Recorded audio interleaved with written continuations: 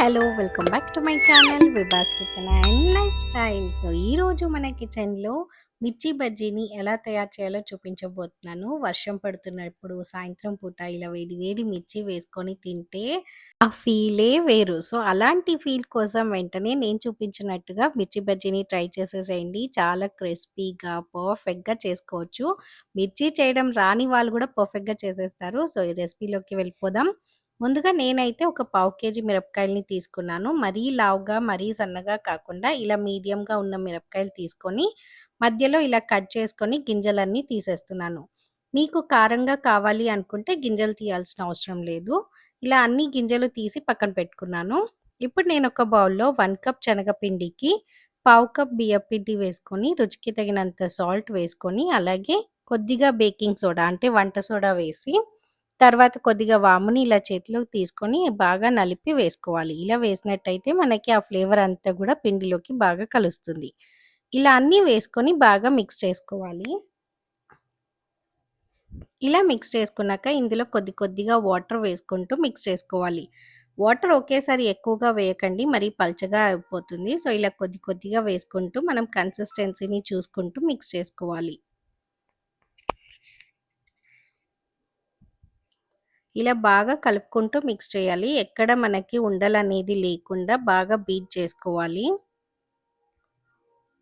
ఇలా మరీ ఎక్కువ పల్చగా కాకుండా, మరీ గట్టిగా కాకుండా ఇలా మీడియం కన్సిస్టెన్సీలో మిక్స్ చేసుకోవాలి. ఇప్పుడు ఇలా ఒక మిరపకాయని తీసుకొని మనం ఎటైతే ఘాటు పెట్టుకున్నామో అంటే కట్ చేసుకున్నామో అటువైపు మన ఫింగర్ పెట్టి ఇలా ముంచి తీసుకోవాలి. మరోవైపు మనం కొద్దిగా ఇలా పిండిని ఇలా తీసేసినట్టయితే మనకి నూనె అనేది కొంచెం మిరపకాయ లోపలి దాకా వెళ్ళి మిరపకాయలు కూడా బాగా ఫ్రై అవుతాయి. సో ఈ విధంగా అన్నీ తీసుకుంటూ ఆయిల్‌లోకి వేసుకోవాలి. ఆయిల్ మరీ ఎక్కువ వేడి అవ్వకుండా మీడియంగా వేడి అయిన తర్వాత ఇలా మనం మిరపకాయలని వేసుకుంటూ మీడియం ఫ్లేమ్‌లో ఉంచుకొని ఇలా తిప్పుకుంటూ 2 వైపులా ఫ్రై చేసుకోవాలి. మొత్తం ఒకేసారి ఫ్రై చేయకుండా మనం ఇలా ఒక 80% కుక్ అయ్యేంత వరకు ఫ్రై చేసి తీసి పక్కన పెట్టుకోవాలి. ఇదే విధంగా మరికొన్ని మిరపకాయలని కూడా వేసుకుంటున్నాను. ఇవి కూడా నేను మొత్తం అన్నీ ఒకేసారి 100% కుక్ చేయకుండా కొద్దిగా 80% వేగిన తర్వాత తీసి పక్కన పెట్టుకోవాలి. ఇలా ఇప్పుడు అన్నీ తీసి పక్కన పెట్టుకున్నాక నేను ముందుగానే వేయించుకున్న మిరపకాయలని మళ్ళీ ఒకసారి ఇందులో వేసుకుంటున్నాను. ఇలా మనం 2 సార్లు డబుల్ టైమ్స్ ఫ్రై చేసినట్టయితే క్రిస్పీగా ఉంటాయి. మిరపకాయలు చాలా క్రిస్పీగా చాలా సేపటి దాకా కూడా మనకి క్రిస్పీగా ఉంటాయి. సో ఈ విధంగా మీరు ఫ్రై చేసుకొని చూడండి ఒకసారి.